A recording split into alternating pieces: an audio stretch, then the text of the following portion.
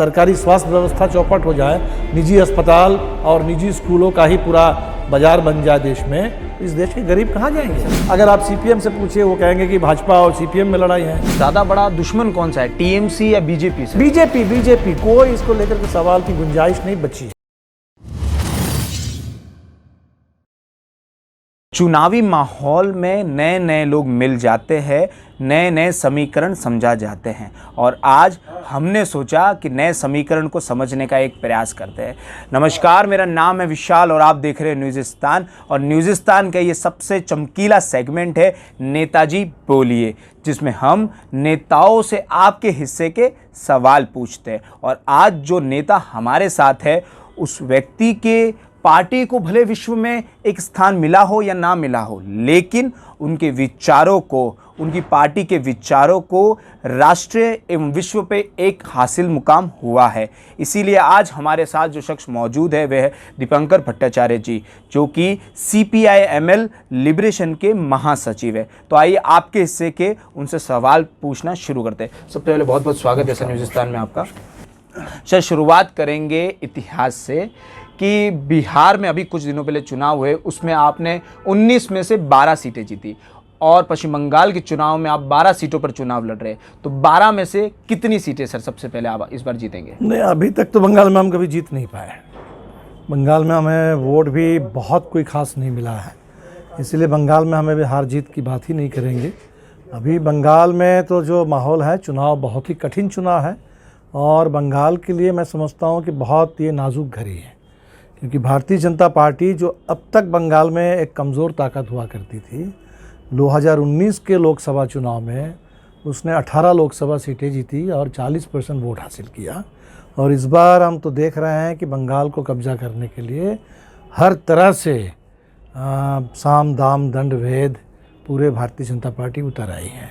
तो हमारे सामने बड़ा लक्ष्य है कि बंगाल को बचाना है, और बंगाल को बचाने के लिए लड़ रहे हैं। साथ ही बंगाल के अंदर जो महत्वपूर्ण हमारे आंदोलन है, जैसे हम दार्जिलिंग में बैठे हैं तो चाय बागान का इलाका है, चाय बागान के मज़दूरों की न्यूनतम मजदूरी की लड़ाई लंबे समय से हम लोग लड़ रहे हैं। हमारी कोशिश रहेगी कि चुनाव में ये मुद्दा चुनाव का एजेंडा बन सके। तो इसी तरह से बंगाल के सिर्फ 1 दर्जन सीटों पर ही हम लड़ रहे हैं, लोकल आंदोलनों को सामने लग करके। सर, सिर्फ 12 सीट, 294 कॉन्स्टिट्यूएंसीज में से सिर्फ 12 सीटें चुनना, वो भी कुछ कुछ हिस्से को चुनने का, क्या किस तरीके से आपने इन चुनाव किया इन 12 सीटों का? नहीं, हमने सोचा ये कि हमारी अपनी जो ताकत है वो बहुत हम बिखेर ना दें, तो उसको थोड़ा केंद्रित करें कुछ इलाके में। और जैसे हमने कहा कि बंगाल का जो चुनाव है इस बार बहुत एक महत्वपूर्ण चुनाव है और बहुत कठिन दौर है बंगाल के लिए। तो हमने तो ये लक्ष्य रखा है कि भारतीय जनता पार्टी बंगाल में उसको सत्ता नहीं मिलनी चाहिए।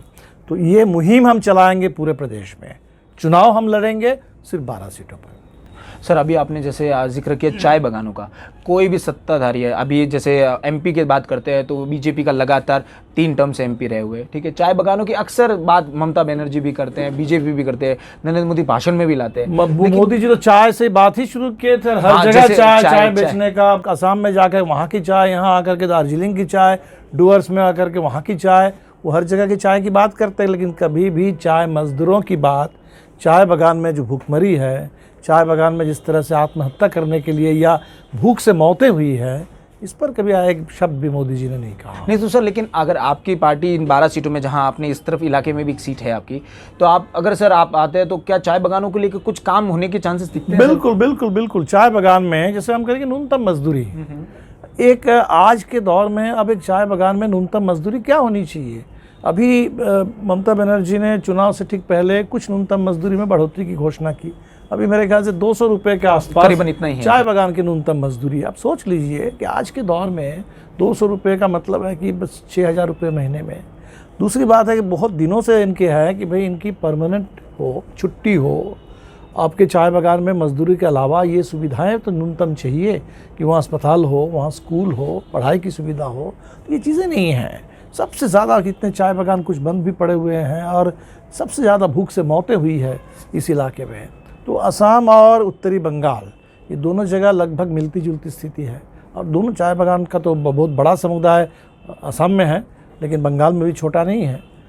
तो मेरे ख्याल से ये बहुत बड़ी मांग है, लंबी मांग है, और ज़रूर हम अगर कहीं जीत जाएँ हमने तो चाय बागान के ही एक कर्मचारी को, सुमंती जो हमारे उम्मीदवार हैं आपके फांसी देवा से, अभी जस्ट 25 साल पूरी हुई है, अभी 26 साल की उम्र है, एक यंग है बहुत, और एकदम यंग चेहरा है, और वो चाय बागान में खुद काम करती है और उनको पता है कि चाय बागान के मज़दूरों की स्थिति क्या है, क्या बीतता है उनके साथ।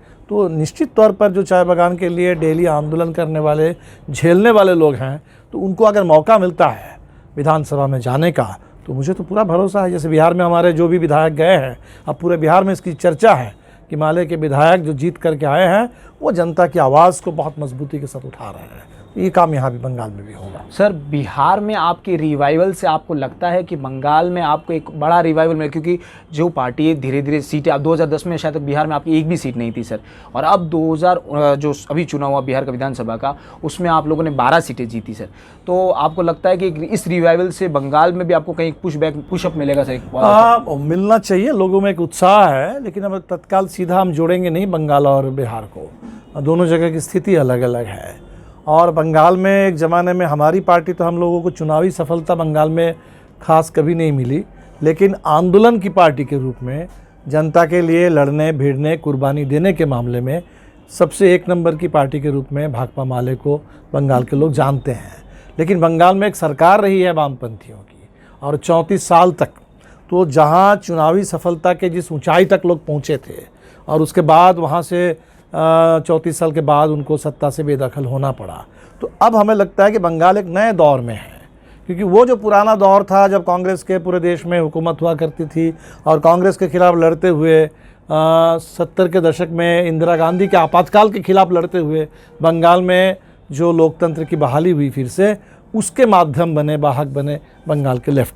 आज भाजपा के खिलाफ लड़ते हुए वामपंथियों को आगे बढ़ना है। तो ये नया दौर है बंगाल के वामपंथियों के लिए, इसलिए वो 34 साल हम सत्ता में थे, उससे बहुत कुछ फ़र्क नहीं पड़ने वाला है। उसकी याद दिला करके हमें नहीं लगता है कि बहुत कोई फ़र्क पड़ने वाला। आज की लड़ाइयों को लड़ते हुए, आज की चुनौतियों को कबूल करते हुए बंगाल में वामपंथियों का आगे बढ़ना है, और इसमें हमें लगता है कि हमारी पार्टी में ये ऊर्जा है, लोगों में ये आत्मविश्वास, ये संकल्प है। और जाहिर सी बात है कि बिहार ने जो उत्साह पैदा किया, बगल में झारखंड है, झारखंड में भी हमारे एक विधायक हैं, और असम में भी हमारे विधायक होते थे। इस बार हम असम में भी एक गठबंधन के तहत चुनाव लड़ रहे हैं। वहाँ भी चाय बागान का इलाका है, बेहाली सोनितपुर ज़िले में, जहाँ हमारे चाय मजदूरों के नेता विवेक दास जी लड़ रहे हैं और गठबंधन के तहत लड़ रहे हैं। अगर असम में भी फिर एक बार हम जीत पाएँ, और झारखंड है, बिहार है, निश्चित तौर पर बंगाल में साथियों का उत्साह बढ़ेगा और लड़ाई के जरिए हम लोग आगे बढ़ेंगे। सर, आप जिन साथियों का बात करें, मैंने पढ़ा वन ऑफ योर इंटरव्यू, आपने ऐसा मेंशन किया है कि अगर लेफ्ट को बंगाल में स्थापित होना है तो उसे कांग्रेस के साथ गठबंधन नहीं करना चाहिए, वरना वो स्थापित नहीं हो पाएगी। आपके एक इंटरव्यू में आपने इस तरीका, तो क्यों सर, ऐसा आपको क्यों लगता है? और क्योंकि वो तो गठबंधन कर चुके हैं। वो तो कर चुके हैं, हमने ये नहीं कहा था, हमने ये कहा कि मतलब ये रास्ता नहीं हो सकता है। पहली बात, लेफ्ट को जो बढ़ना है, क्योंकि एक ज़माना था जहाँ लेफ्ट को, आप 2006 की ही बात करिए, बुद्धदेव जब आखिरी चुनाव जीते थे, 80% से ज़्यादा बहुमत था। तो जहाँ आप उस ऊंचाई पर अब थे 235, और बड़े घमंड के साथ लोग कहा करते थे कि 235 हम हैं। तो उस जगह से आज अगर लेफ्ट की स्थिति ये है कि आपने कांग्रेस के साथ बड़ा गठबंधन किया, ना सिर्फ कांग्रेस के साथ किया, कांग्रेस के साथ तो 2016 में किया था, अभी बिल्कुल नई पार्टी खड़ी हो रही है, ISF, इंडियन सेकुलर फ्रंट। तो नई पार्टी बने, हमें कोई दिक्कत नहीं है। भारत में लोकतंत्र है, और लोकतंत्र का मैं समझता हूँ कि एक खूबसूरती है, ये तकाजा है कि आपको अपनी बात कहने का मौका मिलना चाहिए। अगर कोई नई पार्टी बनानी है तो नई पार्टी बनाने का, लड़ने का मौका मिलना चाहिए।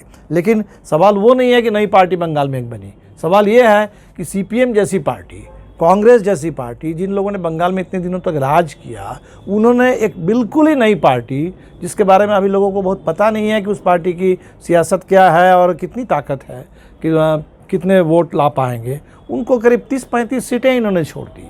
तो इससे जो लगता है कि ये कहीं ना कहीं एक तरीके से फिर से जगह बनाने के लिए जो डेस्परेट कोशिशें हो रही हैं, हमने कहा कि इससे नहीं होने वाला है। होना इससे है कि लेफ़्ट को जो अपनी खोई हुई पहचान, अपनी खोई हुई ताकत, खोई हुई ज़मीन, खोई हुई साख, उसको वापस पाना है। अब उसको पाने के लिए फिर कठिन रास्ता ही है, लड़ते हुए आगे बढ़ना है। चुनाव में तालमेल वो एक अपनी जगह पर है, और उस तालमेल से फ़ायदा होगा नहीं होगा अभी मेरे लिए बहुत कहना सही भी नहीं है, उचित भी नहीं है। मेरे ख्याल से चुनाव के बाद पता चलेगा कि इस बार के गठबंधन का नतीजा क्या निकलता है लेफ्ट के लिए। लेकिन सर इस तरीके की बातें, एक और आपके आपने कहा था नैरो शॉर्ट साइटेड सुसाइटल पाथ है ये एक सर, तो इसको आप किस तरीके से हमने इसलिए कहा, ये गठबंधन के चलते हमने नहीं कहा। हमने कहा है कि बंगाल में अगर आप सीपीएम के नेताओं से पूछेंगे, उनका कहना है कि जो भी भाजपा आपको बंगाल में दिखाई दे रही है वो सिर्फ और सिर्फ तृणमूल कांग्रेस की वजह से, और ऐसे लग सकता है कि टीएमसी के ही लोग रोज़ एक दो करके छोड़ के चले जा रहे हैं। कुछ तो टिकट ना मिलने के चलते जा रहे हैं। कल हमने देखा टिकट मिलते हुए भी, मिलने के बाद भी एक उम्मीदवार ने टीएमसी का छोड़ करके उन्होंने भाजपा का दामन थाम लिया। तो ये जो कोई अगर सोच ले कि बंगाल में भाजपा सिर्फ इस वजह से है और इसी हद तक है कि टीएमसी की सरकार से लोगों में नाराज़गी है और उसी नाराज़गी का फ़ायदा भाजपा को मिल रहा है, मेरे ख्याल से ये बिल्कुल गलत सोच होगी। ये बहुत ही एक शॉर्ट साइटेड और एकांगी सोच है, क्योंकि भाजपा बड़ी पार्टी है, ऑल इंडिया की पार्टी है, वो हर जगह बढ़ रही है। भाजपा का जो बंगाल के लिए एजेंडा है उससे टीएमसी का कोई लेना देना नहीं है।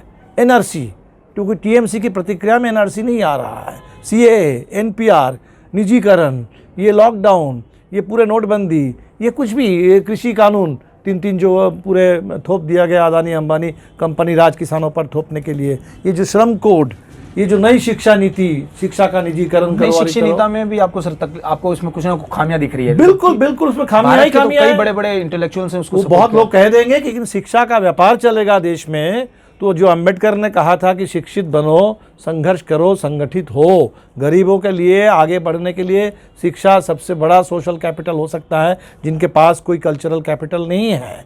तो उस जगह पे शिक्षा का अगर निजीकरण हो जाए और शिक्षा सिर्फ आपको प्राइवेट स्कूल में ही मिले, सरकारी स्कूल पीछे चले जाए, सरकारी स्कूल, सरकारी शिक्षा वो चौपट हो जाए, सरकारी स्वास्थ्य व्यवस्था चौपट हो जाए, निजी अस्पताल और निजी स्कूलों का ही पूरा बाजार बन जाए देश में, तो इस देश के गरीब कहाँ जाएंगे? लेकिन सर उन्हीं अंबेडकर जी ने ये भी तो कहा है कि शिक्षा पे सबसे ज्यादा भारत को खर्च करना होगा अपने। अगर नहीं कर रही सरकार ना, उन्होंने सरकार से कहा था कि खर्च करो, उन्होंने निजी कंपनियों से नहीं कहा था, दुनिया के पूंजीपतियों से उन्होंने नहीं कहा था। उन्होंने कहा कि भारत में आधुनिक एक लोकतंत्र बना रहे हैं, एक संविधान ले रहे हैं, एक रिपब्लिक बना रहे हैं, उस संविधान में शिक्षा निश्चित तौर पर सरकार की प्राथमिकताओं में एक नंबर पर आना चाहिए। वो नहीं है। शिक्षा लगातार, सरकार इस देश में बड़ा गजब है कि जो काम सरकार को करना चाहिए उससे सरकार पीछे भाग रही है। शिक्षा का इंतज़ाम करना, स्वास्थ्य की गारंटी करना, लोगों को काम का अधिकार मिले इसकी गारंटी करना, ये काम, पब्लिक ट्रांसपोर्ट, रेलवे चले और बढ़िया से चले और लोगों के लिए अफोर्डेबल हो किराया, ये काम सरकार नहीं कर रही है। तो सरकार इस देश में जो काम उसको करना चाहिए उससे भाग रही है। जो काम उसको नहीं करना चाहिए, जहाँ जो निजी क्षेत्र है हमारा, हम क्या खाएंगे, क्या पहनेंगे, किस भाषा में बात करेंगे, किससे प्यार करेंगे, किससे शादी करेंगे, कैसा परिवार बनाएंगे, किस धर्म को अपनाएंगे, कोई सरकार का इसमें दखल अंदाजी का नहीं है। लेकिन प्रधानमंत्री तो कह रहे हैं ना सदन से सर कि सिर्फ बाबू लोग ही क्या सब भारत को विकास करेंगे। ये निजी जो है, निजीकरण, जो इन्वेस्टर्स है या फिर प्राइवेट कंपनी, वो भी भारत की तो है, वो भारत तो बाबू यही तो कह रहे हैं कि सरकार को बाबू लोग क्यों समझ रहे हैं। सरकार का मतलब अगर बाबू लोग ही हैं तो वो सारे इसी तरह से चुन करके कुछ बाबुओं को तो बना दे रहे हैं। कुछ बाबू, एक बाबू को ही तो उन्होंने रिजर्व बैंक का गवर्नर बना दिया। उन्होंने क्या रिजर्व बैंक का गवर्नर किसी अर्थशास्त्री को बनाया? नहीं बनाया। एक बाबू जिनके ऊपर उनको भरोसा है कि उनके हिसाब से चलेंगे, ऐसे बाबू को रिजर्व बैंक का गवर्नर आप बना दे रहे हैं।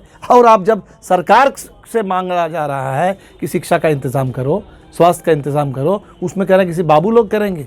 तो सरकार तो बाबुओं का नहीं है। सरकार तो मतलब इतने लाखों लाख कर्मचारी हैं। सरकार का मतलब सरकार है चुनी हुई। तो ये दरअसल चुनी हुई सरकार से लोग सवाल पूछ सकते हैं।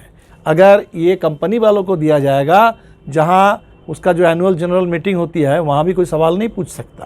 तो इसका मतलब है कि लोगों के पास देश में कैसी नीति बने, सरकार कैसे चले, इस पर सवाल करने का ये जो हक था उसको छीना जा रहा है और ऐसे निजी कंपनी के हाथों में सब कुछ सौंपा जा रहा है जहां कंपनी का चलेगा और जनता के लिए अपने बात कहने की भी आज़ादी नहीं रह जाएगी। सर मैं ये पूछना चाहूँगा, एक वन ऑफ योर इंटरव्यू आपने ये भी कहा था कि हम ममता बनर्जी अगर टीएमसी हमारी कुछ शर्तें मान लेती है तो हम उन्हें समर्थन देने को तैयार ये हैं। हमने नहीं कहा। लेकिन सर उसके बाद आपने ममता बनर्जी ने जब अभी कॉन्स्टिट्यूंसी सीट्स अलॉटमेंट में आपको थैंक यू कहा था कि हम जिन्होंने हमें सपोर्ट किया है उसको थैंक यू करते हुए, तो आपने उसे क्लियरफाई करते हुए कहा कि हमने कहीं सपोर्ट की बात नहीं की है। तो सर आप उस जगह लड़ेंगे भी नहीं चुनाव और आप कह रहे हैं हम सपोर्ट भी नहीं करते, उनमें अंतर क्या है? नहीं, हमने पहली बात तो इसको लेके कहीं कोई भ्रम की गुंजाइश नहीं है।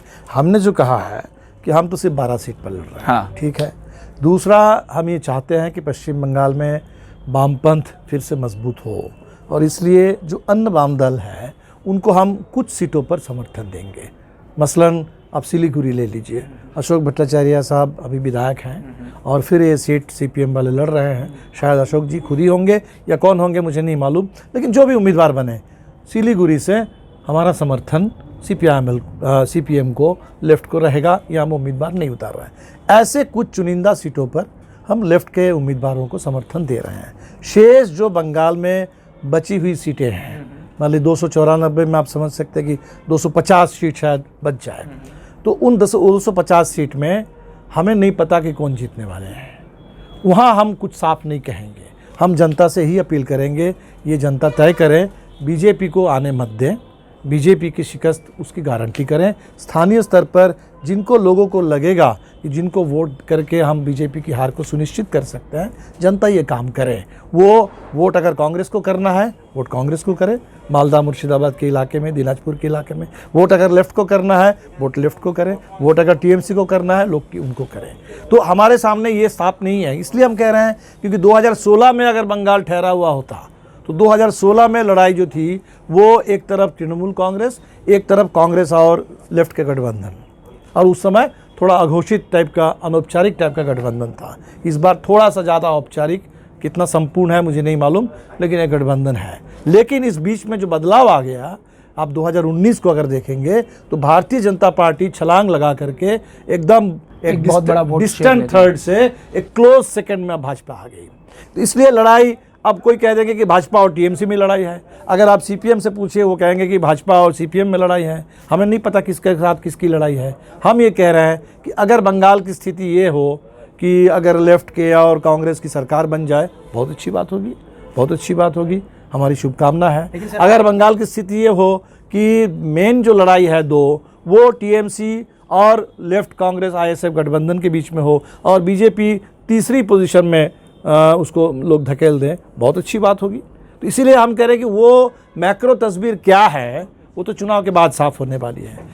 हमारी एक प्रेफरेंस है, हमारा प्रेफरेंस ये है कि बीजेपी को बंगाल में नहीं आना चाहिए। हमारा प्रेफरेंस है कि वामपंथ को बंगाल में फिर से मजबूत होना चाहिए, और इसी पर हम बात कर रहे हैं कि लेफ्ट को मजबूत करो, बीजेपी के हार की गारंटी करो। सर तो ज़्यादा बड़ा दुश्मन कौन सा है, टीएमसी या बीजेपी से? बीजेपी, कोई इसको लेकर के सवाल की गुंजाइश नहीं बची है। लेकिन सरकार टीएमसी की है निश्चित तौर पर, लेकिन आज का दौर हिंदुस्तान में ऐसा पॉलिटिकल दौर है जब से 2014 के बाद से, क्योंकि बीजेपी वाकई, जब ये लोग कहते थे कि पार्टी विथ डिफरेंस, तो हम लोग उतना समझ नहीं पाते थे कि ये डिफरेंस है क्या, विथ डिफरेंस।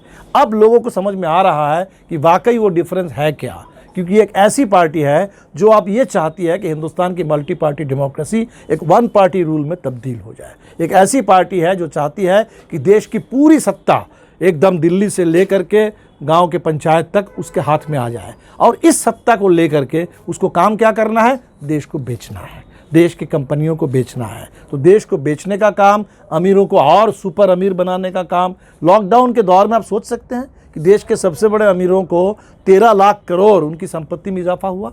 13 लाख करोड़ का इजाफा एक लॉकडाउन के दौर में, जहां हमारी अर्थव्यवस्था जीडीपी 25% नीचे चली गई, और उस समय ये कैसे हो रहा है? ये इसलिए हो रहा है कि सरकार की पूरी नीति उनके लिए है। तो इसीलिए बीजेपी का फ़र्क लोग समझ रहे हैं। तो बीजेपी हमारे लिए इस दौर में, हमारे लिए क्या, हिंदुस्तान के लोकतंत्र के लिए, एक बाबा साहब अम्बेडकर ने जो संविधान लिखा और उसमें जो कल्पना की कि हिंदुस्तान एक लोकतांत्रिक गणराज्य होगा, इस देश में दलितों, वंचितों, शोषितों के लिए, कमज़ोर लोगों के लिए, लोकतंत्र में अगर आप विरोध के लिए जगह नहीं है तो तब लोकतंत्र है नहीं। हाँ हाँ हाँ हाँ करने के लिए, ताली बजाने के लिए, जी हुजूर कहने के लिए अगर है, अगर मीडिया का मतलब ये हो जाएगा कि कोई थोड़ा सा विरोध करे तो उनको जेल में डाल दे, तब लोकतंत्र का कोई मतलब नहीं है। तो यहाँ लोकतंत्र के जगह पे तो कील तंत्र बनाया जा रहा है, दिल्ली में पूरे किसानों को ले रोका जा रहा है। तो इसलिए ऐसे दौर में इस पर हम समझते हैं कि कोई सवाल ही नहीं है कि भाजपा एक नंबर का टारगेट है पूरे देश के लिए। लेकिन सर आप एक तरफ कह रहे हैं कि आप सपोर्ट नहीं कर रहे हैं टीएमसी को, ठीक है सर, और आप दूसरी तरफ कह रहे हैं कि टीएमसी बीजेपी में बीजेपी सबसे बड़ी हमारी दुश्मन है। तो जनता कैसे क्लेरिफाई करेगी जिन सीटों पर आप चुनाव नहीं लड़ रहे हैं या जिन सीटों पर लेफ्ट चुनाव नहीं लड़ रहा, उन सीटों पर आप किसको समर्थन दे रहे हैं सर? हम नहीं दे रहे हैं, हम नहीं दे रहे हैं, हम जनता से अपील कर रहे हैं कि आप बीजेपी को मत जीतने दीजिए और टीएमसी को जिताइए। टीएमसी अगर जीत जाए तो जीत जाए, कांग्रेस अगर जीत जाए तो जीत जाए, क्योंकि इस समय इस दौर में कतई, क्योंकि हम जो समझते हैं कि बंगाल में आप देखिए, और मैं ये बात कह रहा हूँ, ये बात कितना सही है ये तो अभी मोदी जी की रैली से साफ हो गया। मोदी जी की रैली में मिठुन चक्रवर्ती जी आए, हम तो व्हाट्सएप में देख रहे थे कि इन्होंने ऑनलाइन ऑर्डर किया था सौरभ गांगुली के लिए, और ऑनलाइन डिलीवरी जो हुई तो वो सौरभ गांगुली की जगह पे मिठुन चक्रवर्ती हाथ लगे। चलो ठीक है, मिठुन चक्रवर्ती साहब ने जो भाषण किया मोदी जी की मौजूदगी में उस सभा से, उन्होंने कहा कि सभा में जितने भाषण हुए नेताओं ने जो कहा उसका निचोड़ मैं एक डायलॉग आपको दे रहा हूँ। इन्होंने उन जनता को दिया कि मैं कोबरा हूँ, एक कोबरा हूँ, और बांग्ला में उन्होंने कहा कि छोबोल थे के छोभी, मतलब हम एक आपको एक बाइट देंगे और उस बाइट से आप फोटो बन जाएंगे दीवार पे। तो इसका मतलब कि ये बंगाल में पूरा एक सांप बन करके, एक कोबरा बन करके ये बंगाल की राजनीति में अब क्या करना चाहिए, जहर के लिए आ रहा है। तो एक जहरीली सांप, तो ये तो खुलेआम कह रहे हैं कि हम कोई विकास नहीं, जहर। अभी आज हमने देखा एक बनगांव 24 परगना नॉर्थ 24 परगना का एक सब डिवीज़न है, वहाँ बीजेपी के एक नेता भाषण कर रहे हैं, खुलेआम वीडियो में धमकी दे रहे हैं बस मालिकों को कि अगर किसी और पार्टी को बस आपने दिया और बीजेपी को नहीं दिया तो हम आपका एक भी बस यहाँ नहीं चल पाएगी, आपके सभी बसों को तोड़ करके हम रखेंगे। जनता से अपने समर्थकों से कह रहा है कि झंडा को डंडा बनाओ, झंडे से डंडा निकाल करके सभी बसों को उसका शीशा फोड़ दो। पता नहीं चुनाव आयोग इस देश में इस सब पर ध्यान देता है कि नहीं देता है, कोई देश में कोई कोड ऑफ कंडक्ट है कि नहीं है? नहीं है सर। तो अभी तो सत्ता में ये पार्टी आई नहीं है, अभी तो आई नहीं है, और अभी वो बोल रहे हैं कि हम ऐसे करेंगे वैसे करेंगे। तो ये जहर तो बंगाल को तो ये नहीं चाहिए ना। तो इसीलिए हम करेंगे, हमें जो बात कह रहे हैं हमें लगता है कि सिर्फ हमारी पार्टी की बात नहीं है, ये बंगाल के बहुत बड़े हिस्से में लोगों के मन की ये चिंता है कि ऐसा नहीं होना चाहिए हादसा बंगाल के साथ, जो त्रिपुरा के साथ हुआ, जो असम के साथ हुआ। और इसीलिए हम यही अपील कर रहे हैं, और ये बात जहाँ तक जनता को सही लगे हमारी बात, तो जनता उसी हिसाब से काम करे। हम तो लोकतंत्र में अपनी बात कह सकते हैं, अपील कर सकते हैं, अपील कर रहे हैं। सर जैसा आपने चुनाव आयोग पे एक प्रश्न उठाया, चुनाव आयोग ने अभी कुछ दिनों पहले कोविड के जो सर्टिफिकेट्स मिलते हैं उन पे नरेंद्र मोदी की जो तस्वीरें थी उन्हें हटाने का कह दिया। नहीं कहा सर, अभी उन्होंने कल ही अपने आर्टिकल कल कह दिया। यस सर, है। चलो अच्छा है। हमने तो देखा कि उन्होंने पेट्रोल पंप से उससे भी हटवाया है। वो शायद मुझे जो लगा कि इसलिए होगा क्योंकि पेट्रोल पंप पे मोदी जी के मुस्कुराती फोटो से लोग चिढ़ रहे थे, और शायद जब 100 रुपया 50 रुपया लीटर पेट्रोल बाबा रामदेव ने कहा था, मोदी जी ने कहा था 50 रुपये में $1 ये जो करने वाले थे, और आप 100 रुपये उन्होंने पेट्रोल को, जैसे श्याम रंगीला ने कहा कि पेट्रोल को हमने अपना हक दिलाया, तो जनता को नहीं लेकिन पेट्रोल को हक दिलाया, कीमत दिलाई। तो वो देख करके शायद वो उल्टा पड़ रहा था, शायद वो बैकफायर कर रहा था। तब चुनाव आयोग की नज़र गई होगी वहाँ कि अब भाई यहाँ से मोदी जी को हटाओ। तब हम लोगों ने कहा, हमने ट्वीट किया, हमने चुनाव आयोग से कहा, कुछ और पार्टियों ने कहा, टीएमसी वालों ने भी कहा कि भाई ये क्या हो रहा है, दुनिया में कहीं ऐसा नहीं है, वैक्सीन तो हर जगह लग रहे हैं। वहाँ हमने देखा कि लोगों को एक छोटा सा कार्ड मिलता है, कोई नंबर मिलता है, वहाँ कोई अपने नेता, आज कोई, हम तो उस दौर में नहीं है, कोई राजतंत्र में नहीं है कि राजा का मुस्कुराता हुआ फोटो हर जगह होना चाहिए। ये क्या बात है? आप एक संकट में लोगों को एक वैक्सीन वगैरह मिल रहा है। अभी भाजपा वाले प्रचार कर रहे हैं कि वैक्सीन हम सबसे सस्ते में दे रहे हैं, मुफ्त में वैक्सीन मिल रहा है, मुफ्त में वैक्सीन मिल रहा है यूरोप में, अमेरिका में। आप हिंदुस्तान में 250 रुपये वैक्सीन की कीमत तय किए हैं, प्रचार किए जा रहे हैं कि सबसे कम कीमत में वैक्सीन हम दे रहे हैं। तो ये जो झूठ बोल रहे हैं वैक्सीन को भी लेकर के, अब जरा सोचिए, एक महामारी है, लोगों की ज़िंदगी और मौत का सवाल है, और उसको लेकर के कोई अगर चुनाव का व्यापार करे, उसको चुनाव में वोट के लिए इस्तेमाल करे, इससे ख़राब क्या हो सकता है? तो ये जो व्यापार शुरू हो गया है, हर चीज़ को, धर्म को उसका कारोबार, हर चीज़ का कारोबार। लेकिन कारोबार में अब सरकार लेकिन कह रही है कि it is the not the business of the government to be in business, लेकिन कर रही है कारोबार हर चीज़ की। हमने तो पूछा कि आप बेच रहे हो, क्या बेचना कारोबार नहीं हुआ? बेचना भी तो कारोबार करना हुआ। तो दरअसल आप उत्पादन नहीं करना चाहते हो, लोगों को देना नहीं चाहते हो, आप सिर्फ बेचना चाहते हो और कह रहे हो कि सरकार का काम कारोबार करना नहीं है। सर मैं आपसे, आपने लैंड रिफॉर्म्स पे भी कई आर्टिकल्स लिखे, हम पढ़ रहे थे, तो सर उसमें आप वेस्ट बंगाल में जो रिफॉर्म्स हुए लैंड को रिलेटेड लेकर, अगर कुछ भी इन 10 सालों में हुए, तो उसमें आपको क्या लगता है ममता बनर्जी की सरकार ने लैंड रिफॉर्म्स को लेकर कुछ बेहतर कार्य किए सर? लैंड रिफॉर्म को लेकर तो हमें कोई ऐसी जानकारी नहीं है कि कोई बेहतर काम हुआ है, बल्कि पूरे देश में लैंड रिफॉर्म अब उल्टा रास्ता में चल रहा है। बिहार की भी बात करें, बंगाल की भी बात करें, जो अधिकार लोगों को थोड़े बहुत मिले थे, बंगाल में देखिए कुछ लैंड रिडिस्ट्रीब्यूशन हुआ था। सेकंड जो काम हुआ था वो उसकी भी एक निश्चित तौर पर उसका एक महत्व है, वो है ऑपरेशन बरगा। ऑपरेशन बरगा का मतलब ये हुआ कि जो बटाईदार हैं, जो ज़मीन लेकर के खेती करते हैं, उनके बटाई खेती की सुरक्षा, उस ज़मीन पर उनका कोई हक नहीं है, लेकिन वो खेती कर पाएंगे और एक तरीके से उनको हटाया नहीं जा सकता, ये सुरक्षा उनको मिला था। लेकिन ये सुरक्षा भी हम कई जगह रिपोर्ट मिलती है कि बटाईदारों को उजाड़ा जा रहा है, बटाईदारों को हटाया जा रहा है। इसीलिए बंगाल में हम नहीं कहेंगे कि पिछले 10 साल में भूमि सुधार के मोर्चे पर कोई नया काम हुआ है। जो पुराना काम हुआ था वो भी कहीं कहीं थोड़ा उसको उलटने की कोशिश हो रही है। तो बंगाल में भूमि सुधार को भी आगे बढ़ाने की ज़रूरत है। जो बटाईदार है उनको हक मिलने की ज़रूरत है। किसान आंदोलन जो पूरे देश में है, और कुछ लोग ये कहते हैं कि बंगाल में क्यों नहीं है उतना बड़ा, शायद उसका बड़ा कारण ये है कि पंजाब के किसानों को भरोसा है कि हमें एमएसपी मिल रहा है और आगे भी मिलेगा। बंगाल के किसानों को कभी एमएसपी मिलता नहीं है, बिहार के किसानों को एमएसपी नहीं मिलता नहीं है, और शायद इसीलिए यहाँ के किसानों को लगता है कि भाई हम बल्कि खेती का खर्च कैसे कम हो उस पर सोचे, और फसल की कीमत हमको कभी नहीं मिलेगी। तो हमें लगता है कि बंगाल में भी किसानों को ये भरोसा दिलाना चाहिए कि आपको भी अगर पूरे देश में स्वामीनाथन आयोग की सिफारिश लागू हो और C2+50% अगर उस हिसाब से अगर पूरे तय हो एमएसपी, तो वो फ़ायदा बंगाल के किसानों को भी मिलेगा। और साथ साथ खेती का खर्च कम करने के लिए सब्सिडी की बात हो, खाद, बीज, पानी, बिजली, कीटनाशक, उसको कम करने की बात हो, उसकी कीमत, तो ये मांग बंगाल के किसानों की भी है। इस पर लड़ाई। सर अंतिम 2 सवालों पर जाएंगे। लास्ट में सर कि जिस आपकी पार्टी का जो मोस्टली जन्म जो पश्चिम बंगाल में होता है एमएल का, लेकिन क्या कारण आप मानते हैं कि जो ग्रोथ होनी चाहिए थी वो ग्रोथ हुई नहीं सर आपकी पार्टी की, और बाकी अलग राज्य जैसे बिहार में आपने अच्छा काम किया, तो सर आपको क्या मुख्य कारण लगता है कि वो ग्रोथ जो होनी चाहिए थी आपकी पार्टी का वो यहाँ नहीं हुआ सर? नहीं, इसमें बड़ी बात यह है कि सबसे हमारी पार्टी की शुरुआत यहीं से हुई, सबसे तीखी लड़ाई यहीं हुई, और एक तरह से पार्टी बनने से पहले ही इस तरह का एक पूरा मुठभेड़ राज्य के साथ हो गया, और जिसमें सबसे ज़्यादा दमन झेलना पड़ा बंगाल में।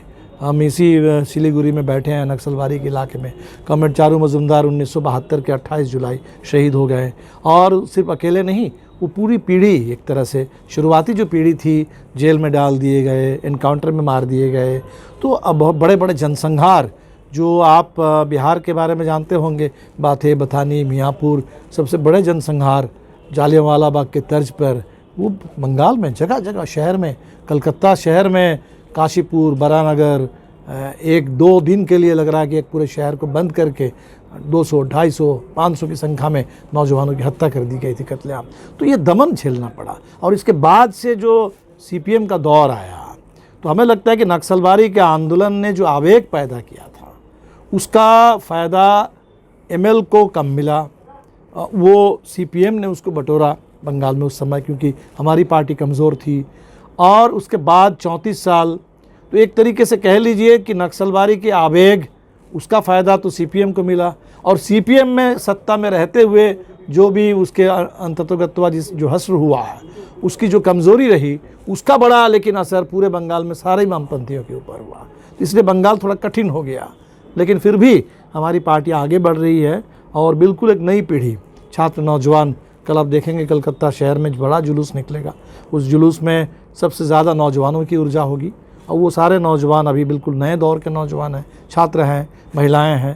तो आंदोलन बढ़ रहा है, और वो हर जगह पूरे बंगाल में, मुझे तो पूरा भरोसा है कि अगर भाजपा जितनी भी ताकत बंगाल में बढ़ जाए, बंगाल में भाजपा के खिलाफ लड़ने में वामपंथी आगे रहेंगे और वामपंथियों में CPI-ML नक्सलवादी की पार्टी वो सबसे आगे रहेगी।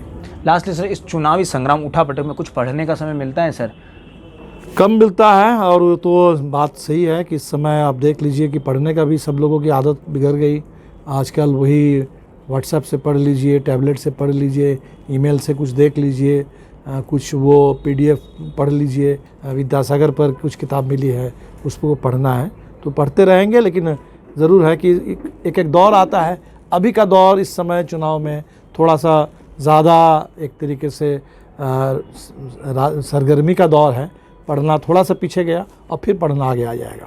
तो ये थे दीपांकर भट्टाचार्य, CPI-ML के महासचिव, जिनसे हमने किसान पश्चिम बंगाल चुनाव, इतिहास पार्टी का और किताबों को लेकर भी कुछ बातचीत की। कैसा लगा आपको ये न्यूज़िस्तान का वीडियो, कमेंट बॉक्स में ज़रूर बताइए। और इसी तरह न्यूज़िस्तान के फेसबुक पेज को लाइक करें, यूट्यूब पे हमारे चैनल को सब्सक्राइब करें और अपने राम को ऐसे ही साथ देते रहिए। बहुत बहुत शुक्रिया।